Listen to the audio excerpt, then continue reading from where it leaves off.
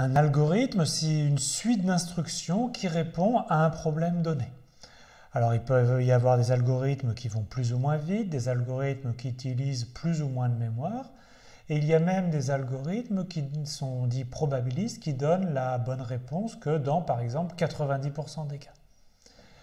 Alors nous, on va surtout s'intéresser à la vitesse des algorithmes, et on va commencer par regarder le problème suivant. On se donne un entier n, et on veut décider si c'est un nombre premier ou pas. Donc voici le problème. Alors maintenant, il y a différents algorithmes pour répondre à ce problème. Tout d'abord, on peut tester si les entiers plus petits que n sont des diviseurs. Donc on teste si k égale 2 est un diviseur. Si c'est un diviseur, ce n'est pas un nombre premier. Ensuite, on teste k égale 3, etc. jusqu'à n-1. Si on a trouvé un diviseur, ce n'est pas un nombre premier. Si on n'a pas trouvé de diviseur, c'est un nombre premier. Donc on a vraiment complètement répondu au problème. Par contre, vous voyez qu'il y a beaucoup de tests à effectuer. Alors on a ce qu'on appelle le critère de Napoléon, qui réduit en fait le nombre de candidats diviseurs. Il suffit de tester tous les entiers k de 2 jusqu'aux entiers plus petits que racine de n. Alors racine de n, pour n très grand, est beaucoup plus petit que n. D'accord ? Donc on a ici un algorithme qui est beaucoup plus efficace. Une autre façon de faire, encore un autre, ce serait d'utiliser par exemple le crible d'Ératosthène pour établir au préalable la liste des nombres premiers. Vous prenez par exemple la liste de tous les nombres premiers plus petits que 1 million.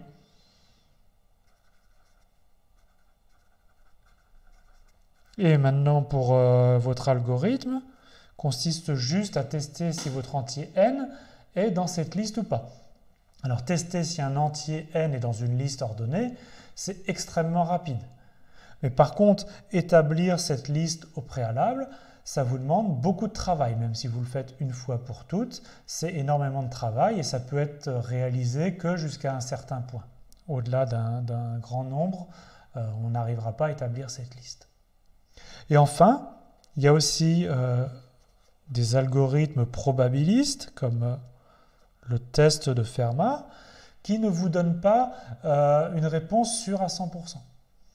Donc ce type d'algorithme va vous dire non, cet entier n'est pas un nombre premier. Par contre, il ne va pas vraiment vous répondre oui. Il va dire oui, il a de grandes chances d'être premier.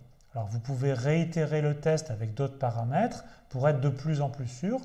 Et vous avez de façon très efficace, beaucoup plus efficace que les algorithmes précédents, une réponse oui, il y a de grandes chances que cet entier n soit premier. Si on a deux algorithmes, comment savoir lequel est le plus performant ? Eh bien, on pourrait les implémenter tous les deux dans une machine. Lancer le premier, par exemple, il donne la bonne réponse en 10 secondes. On lance le second, il donne la bonne réponse en 5 secondes. On dirait que le second est plus performant. Alors ça pose des problèmes parce que ça dépend beaucoup de l'ordinateur utilisé. Les ordinateurs, ils évoluent beaucoup au fil du temps. Ça ne permet pas une bonne comparaison. En plus, si on prend notre exemple de tester si un entier est un nombre premier, par exemple, on veut savoir si 1003 est un nombre premier, les algorithmes, on va pouvoir les comparer avec leur vitesse d'exécution, mais en fait, ce qu'on veut comparer, c'est la performance de l'algorithme, quel que soit n, et en particulier pour des n très grands. Donc, on a besoin d'une notion théorique pour comparer en fait deux suites qui dépendent de notre entier n. Et c'est là qu'intervient la notation grand O. Donc on va faire un petit peu de mathématiques avec une suite UN qu'on veut comparer avec une seconde suite Vn. Ce sont deux suites de nombres réels et qu'on va les choisir strictement positifs. Et maintenant on veut dire quelle est la suite qui tend le plus vite vers l'infini. On veut les comparer, ces deux suites. On va dire que UN est 1, donc grand O de Vn. si, quand on fait le quotient UN divisé par Vn, ça reste borné. D'accord? Quel que soit n, UN sur Vn est plus petit qu'une certaine constante petit k. Hein? Donc, autrement dit, il existe une constante k strictement positive, telle que UN reste plus petit, non pas que Vn, mais que k fois Vn, et ce, quel que soit l'entier n positif. Donc, UN est plus petit qu'une constante k fois Vn.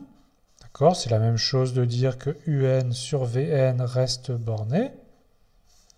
Et la notation utilisée, on écrira UN est un grand O de Vn. C'est-à-dire que UN est plus petit que Vn en ordre de grandeur.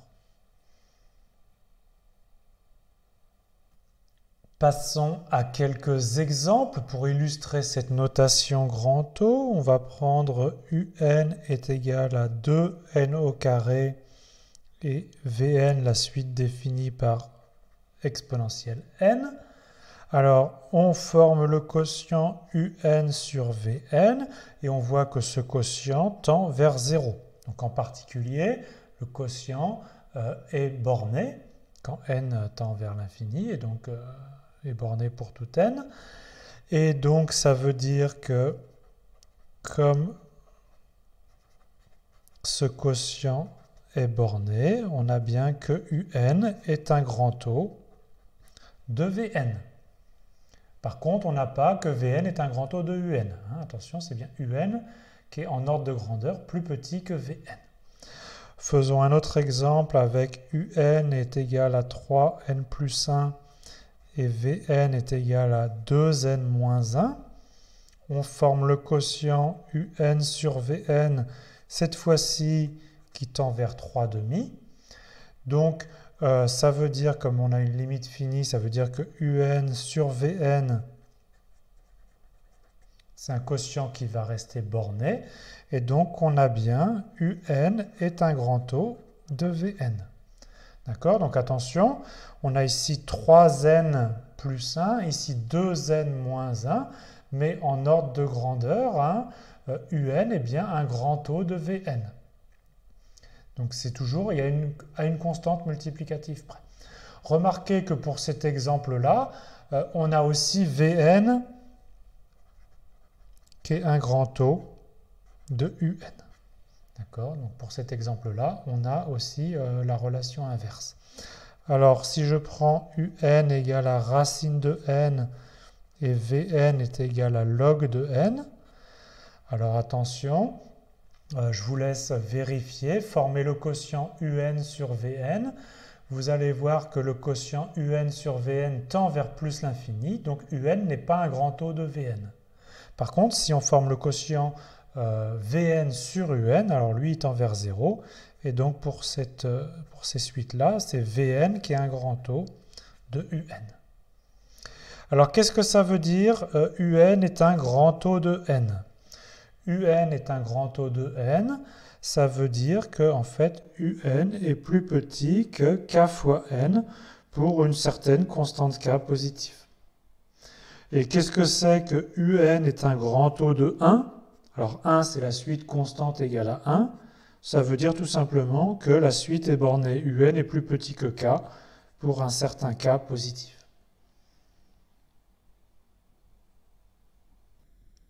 Quand on va calculer la complexité d'un algorithme, on va la donner cette complexité en termes d'ordre de grandeur vis-à-vis d'une suite de référence. Alors quelles sont nos suites de référence? Ça va être la suite définie par le terme logarithme de n. D'accord? Donc ça, c'est des croissances logarithmiques. Ensuite, on va avoir des croissances en n, ou n carré, ou n cube, etc., ou n puissance 4 de façon générale. Donc ça, c'est ce qu'on appelle la croissance polynomiale.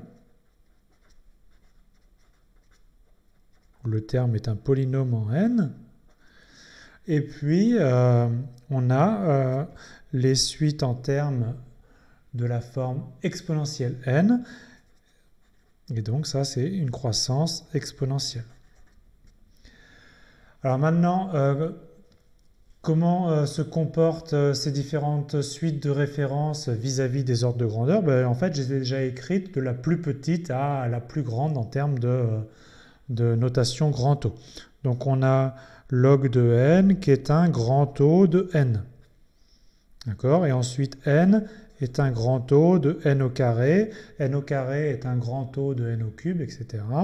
Et puis, par exemple, n au cube, où n à n'importe quelle puissance k, est un grand O de exponentielle.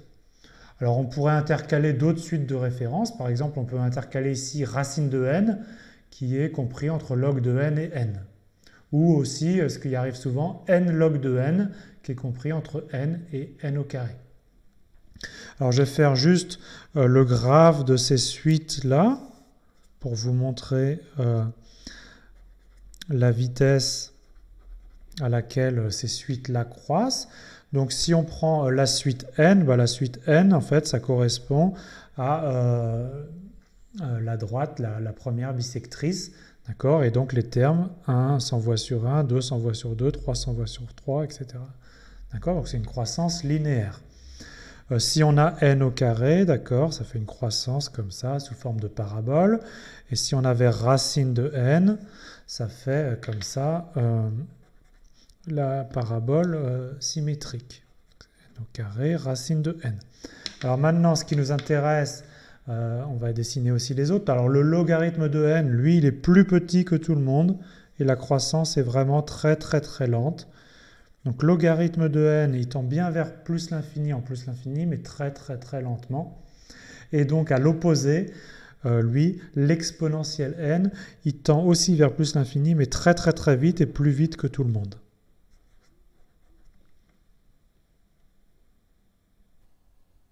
Nous mesurons l'efficacité d'un algorithme avec la notion de complexité. Alors définissons de manière informelle la complexité d'un algorithme comme le nombre d'opérations élémentaires exécutées par cet algorithme. Alors qu'est-ce que c'est qu'une opération élémentaire? Ça dépend du contexte. Par exemple, si on a un calcul algébrique, ça peut être le nombre d'additions et de multiplications effectuées. Si on a un algorithme de tri, ça peut être le nombre de comparaisons. Alors maintenant, cette complexité, je l'appelle Cn. C'est un nombre qui dépend de la taille n des données. Les données en entrée de l'algorithme. Par exemple, si on effectue un calcul sur un entier, la taille n, ce sera la longueur de cet entier, donc le nombre de chiffres de cet entier. Si on effectue un algorithme sur une liste, ce sera la taille de la liste. Alors maintenant, on va voir les bons et les mauvais algorithmes. Qu'est-ce que c'est que les bons algorithmes? C'est les complexités Cn qui sont par exemple en grand O de n. Donc ça, c'est une complexité linéaire. Ou alors en grand O de n au carré, qui est une complexité quadratique. Ou plus généralement en grand O de n puissance k avec un certain k, c'est donc une complexité polynomiale. Et puis évidemment, les algorithmes en complexité logarithmique, ils sont encore meilleurs. Et puis on a les mauvais algorithmes, entre guillemets, ceux qui vont s'exécuter lentement quand n sera très grand. C'est ceux qui sont en complexité exponentielle.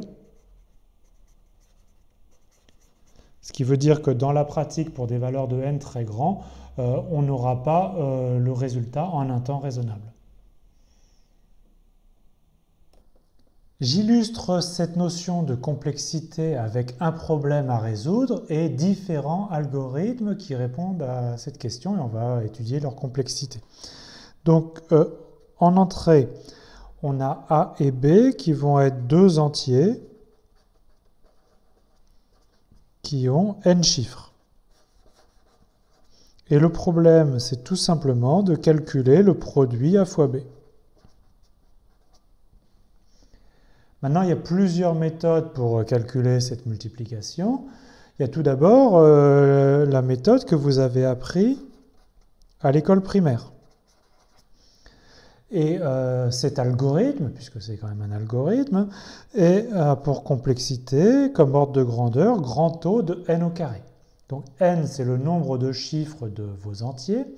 Et qu'est-ce que c'est que les opérations élémentaires dans ce cas-là? C'est le nombre d'additions ou d'opérations élémentaires sur des petits entiers. C'est pour ça qu'on vous fait apprendre l'étape de multiplication. On se ramène à des calculs simples, 7 fois 8, 9 fois 3, 3 plus 7, etc. sur des petits entiers. Donc il faut environ n carré opérations élémentaires de ce type-là. Mais on a des meilleurs algorithmes. On a l'algorithme de Karatsuba, qui date des années 1950, et qui, lui, a pour complexité n à la puissance log de 3 en base 2, donc ça fait environ n à la puissance 1,58. Et vous voyez que n,58 est plus petit que 2, et donc la complexité en ordre de grandeur est plus petite, donc c'est un meilleur algorithme. Mais il y a encore mieux, il y a l'algorithme de transformé de Fourier rapide, qui lui a pour complexité un grand O de n fois log de n fois encore log de n. Et donc n log de n est meilleur que les précédents. Alors si vous avez des petits entiers à multiplier, en fait n'importe quel algorithme sera efficace, ce n'est pas très intéressant. Mais par contre, si vous avez des très grands entiers, essayons de comparer les différents résultats obtenus. Donc on va prendre des entiers qui ont 1000 chiffres. Donc c'est quand même des très grands entiers. Qu'est-ce qu'on obtient? Avec 1000 chiffres, avec la multiplication d'école, on a dit qu'il y avait n carré opérations élémentaires comme ordre de grandeur. Donc ça veut dire qu'il y a un ordre de grandeur d'1 million d'opérations élémentaires à effectuer. Alors qu'avec Karatsuba, 1000 à la puissance 1,58, ça fait environ 56 000. Donc vous voyez le gain énorme obtenu juste par ce changement de complexité. Et avec la transformée de Fourier rapide, vous avez juste environ 13 000 opérations élémentaires. Donc vous voyez que cette notion de complexité reflète bien la performance de nos algorithmes. Terminons par un petit peu de culture générale avec différents problèmes et différents algorithmes et surtout leur complexité. Alors on commence par des problèmes simples qui sont en complexité en grand O de 1, c'est-à-dire que la complexité est indépendante de la taille des données. Alors c'est le cas si par exemple on cherche à accéder à l'élément numéro 13 d'une liste de taille n, la vitesse d'exécution sera indépendante de cette taille n. De même, si on veut tester si un entier est pair ou impair, ça ne dépend pas de la longueur de cet entier. Il suffit de le réduire modulo 2, c'est-à-dire de regarder la parité du dernier bit, si le dernier bit est 0 ou 1, et on a notre réponse. Alors maintenant, supposons qu'on a une liste ordonnée de taille n. Alors pour rechercher un élément dans cette liste, on a l'algorithme de la dichotomie qui a pour complexité log de n, donc qui est très efficace. Donc voilà un exemple d'algorithme avec une complexité logarithmique. Maintenant, si on prend une liste non ordonnée et qu'on veut rechercher quel est le plus grand élément dans cette liste, en fait, on n'a pas d'autre choix que parcourir toute la liste pour calculer ce maximum. Et donc la complexité est linéaire, ici c'est en grand O de n. De même, si on veut chercher si un élément est présent ou pas dans une liste non ordonnée, on n'a pas d'autre choix que de parcourir tous les éléments de la liste. Donc ce sera la même complexité grand O de n. Maintenant, on a vu que c'est quand même mieux quand la liste est ordonnée. Mais le problème, c'est que si pour une liste donnée, il faut commencer par la trier, et ça, c'est une opération qui prend du temps. Alors, si on a une liste non ordonnée, on peut la trier par l'algorithme de merge sort, par exemple, qui est un algorithme récursif et qui a pour complexité n log de n, et qui renvoie donc une liste triée. Mais il y a des moins bons algorithmes, le tri par bulle, le tri par sélection, le tri par insertion, qui font aussi cette même opération de tri d'une liste, qui sont peut-être plus faciles à comprendre, mais qui ont une moins bonne complexité, qui est quadratique, donc un grand taux de n au carré. Un autre problème intéressant, c'est si on a une liste et on veut chercher si on a un doublon, c'est-à-dire qu'un élément qui est présent 2 fois dans cette liste. Eh bien, la complexité est aussi en grand taux de n au carré. Et enfin, pour terminer, on a des problèmes avec des algorithmes en complexité exponentielle. D'accord? Alors je vous rappelle que 2 puissance n, c'est exponentielle n log de 2, et donc grand taux de 2 puissance n, hein, c'est bien de complexité exponentielle.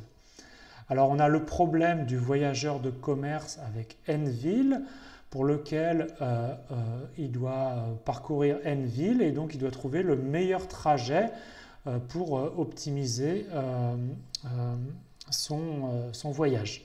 Et donc on n'a pas de meilleure solution que des algorithmes de ce type de complexité. Et on a aussi le problème de trouver tous les sous-ensembles d'un ensemble à n éléments. Alors on sait que ces sous-ensembles, il y en a 2 puissance n, et donc forcément la complexité sera en 2 puissance n.